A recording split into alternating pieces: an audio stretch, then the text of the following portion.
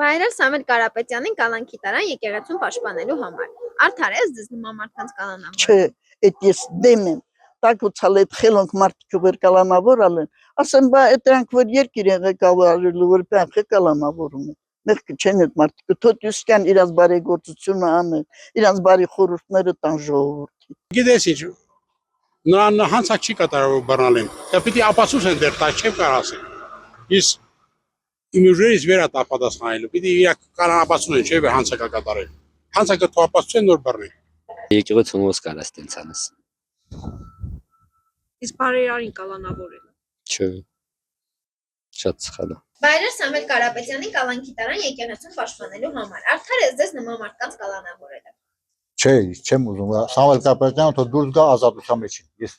իմ կարծիքս հետ։ Չէ։ Այդ մարդը բարերար մարդ այլի պետք չէ կալանավորած։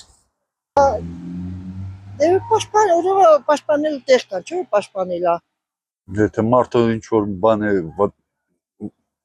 ոչ մի վնասազերծ չի, որը մի բան չի արել, պետք է կալանավորեն։ Ոչ։ Մարդը եթե արդար չի կարելի կալանավորած։ Եթե վերցնենք, կարծում եմ քաղաքական է ուղերձը Սամվել Կարապետյանի, չեմ կարծում, որ դա եկեղեցու թեմայի հետ առնչվում է։ Օրինակ եկեղեցին պետք է իր սահմանադրությամբ ինքն արդեն իր հարցերը կարգավորի, իրենք իրենց ներսի թերությունները շտկեն, առավելությունները ավելի շատ մեծ արձագանք տան։ Կարծում եմ օրինակ որ պետությունը, այո,